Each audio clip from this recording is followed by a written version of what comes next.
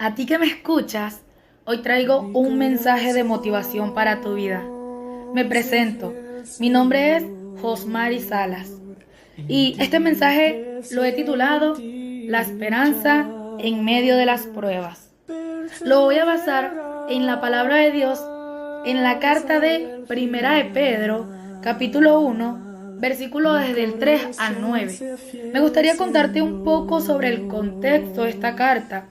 Y es que en ese momento los cristianos estaban pasando por muchas dificultades.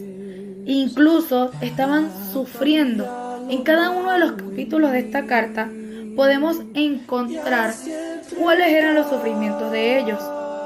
El primer versículo del capítulo 1 nos muestra cuál era la condición de estos destinatarios. Me gustaría leértelo. Dice: Pedro, apóstol de Jesucristo, a los expatriados de la dispersión en el Ponto, Galacia, Capadocia, Asia y Bitinia.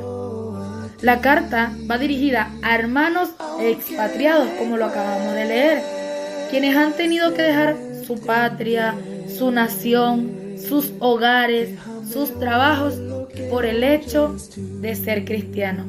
Esta es la condición de estos destinatarios. En el capítulo 1, pero en el versículo 6 dice: en lo cual vosotros os alegráis, aunque ahora por un poco de tiempo, si es necesario, tengáis que ser afligidos en diversas pruebas. Aquí podemos ver que los cristianos que han dejado su nación también están siendo afligidos, pero afligidos en todo tipo de pruebas. Incluso ahí nos lo dice, en diversas pruebas.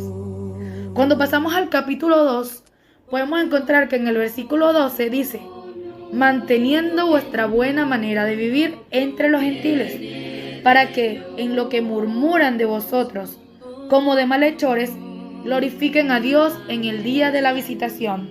Entonces, aquí podemos notar cómo los gentiles están murmurando de los cristianos, como si fueran hombres malhechores, y a pesar de esto, Pedro les anima a mantener una buena manera de vivir entre ellos. Podríamos decir: wow, eso es mucho, pero esto no queda aquí. Unos capítulos más tarde, unos versículos, en el capítulo 2, versículo 20, dice: pues, ¿qué gloria es si pecando sois abofeteados y lo soportáis? Mas si haciendo lo bueno sufrís y lo soportáis, esto ciertamente es aprobado delante de Dios. O sea, los cristianos están cargando, están soportando un sufrimiento, no por hacer lo malo. Ellos sufren por hacer lo correcto, por hacer lo bueno.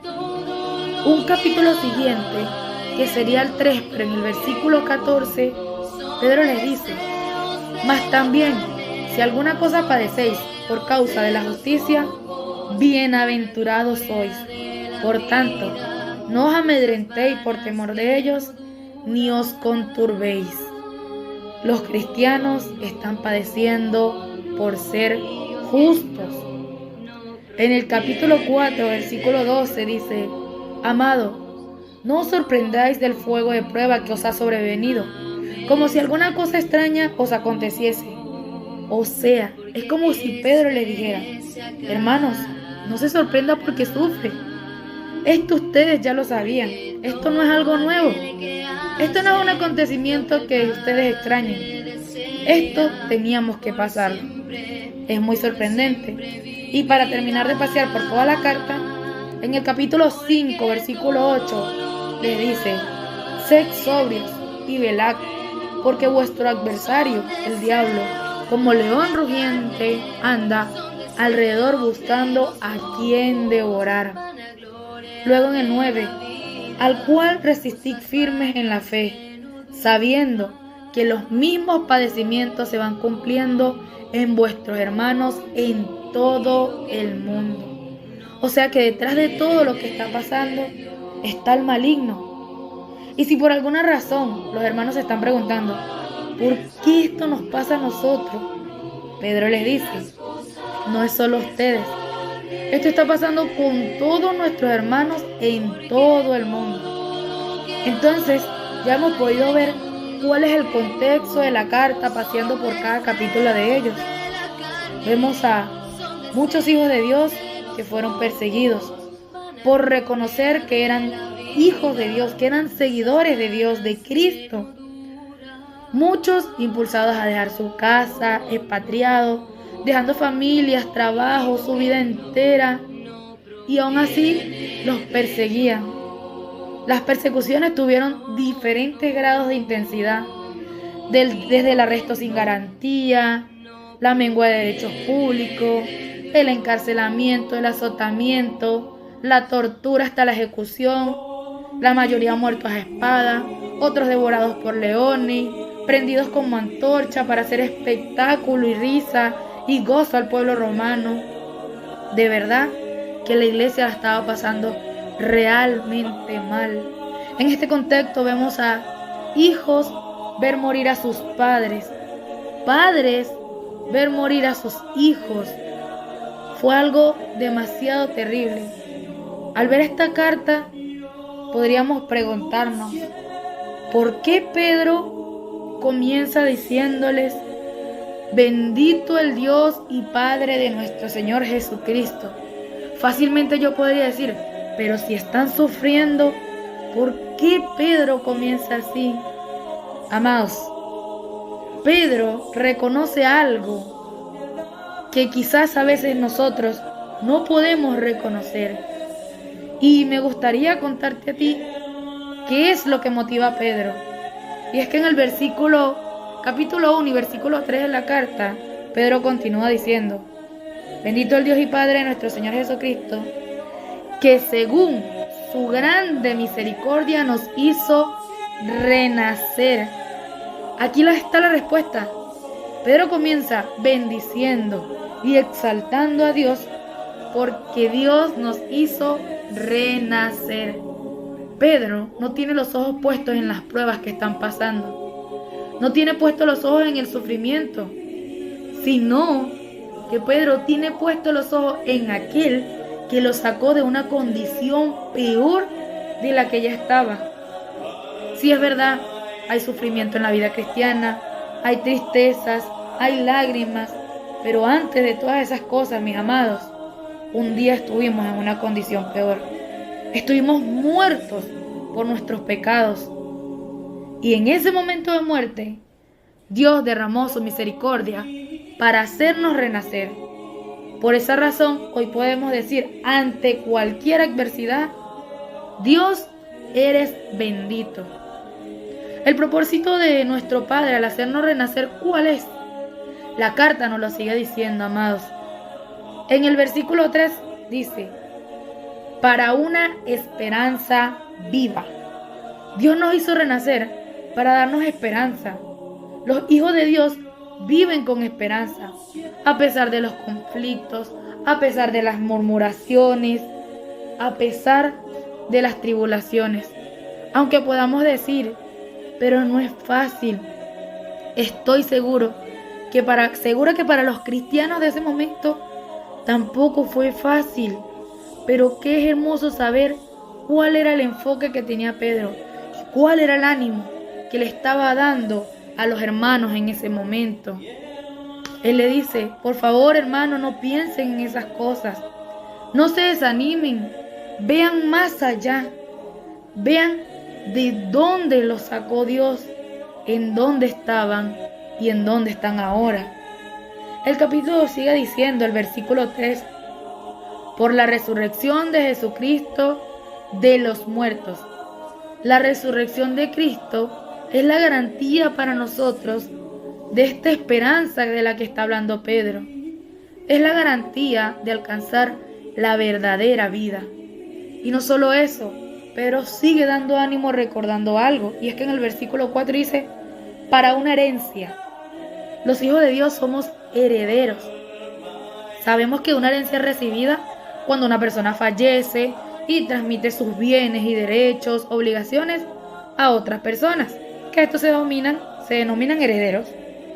En este caso, quien falleció fue Jesucristo. Y gracias a su muerte, sus bienes fueron traspasados a nosotros como herederos de Dios. Sabemos que ese Jesucristo que murió, hoy vive porque resucitó al tercer día. Pero nosotros somos herederos de esta herencia de la que está hablando Pedro en su carta. Pero ¿saben qué es lo más hermoso de esta herencia? Que el versículo nos sigue hablando de ella y dice, para una herencia incorruptible, incontaminada e inmarcesible. Cuando nos dice que es incorruptible es que nada ni nadie puede corromperla. Nada puede darle fin. ¿Por qué? Porque tiene cualidades eternas. Cuando es incontaminada, nada la contamina. Inmarcesible, no se puede marchitar, no perece, no pierde su hermosura. Las cosas de este mundo se marchitan y se contaminan, porque tienen cualidades de este mundo. Pero nuestra herencia tiene estas tres cualidades preciosas. La herencia que Dios nos ofrece, nada la destruye, nada la contamina, ni el paso de los años, nada la marchita, mis amados. Esta herencia está reservada en los cielos para nosotros. La herencia que Dios nos ofrece, como les decía antes, no es de este mundo. Nos damos cuenta cómo Pedro anima a estos expatriados. Ellos que han dejado todo y Pedro les sigue dando un ánimo precioso. Y ese es el ánimo que yo quiero traerte. Luego Pedro les recuerda en el versículo 5, el que continúa, que sois guardados por el poder de Dios. No solo tenemos la garantía de que Dios protege la herencia que nos tiene reservada. Además de eso, Dios te protege a ti y me protege a mí. Fíjate cómo Dios actúa por nosotros. Dios actúa en los cielos protegiendo la herencia y además en la tierra protegiéndonos a nosotros. Pero tú dirás, ¿y en qué sentido somos guardados?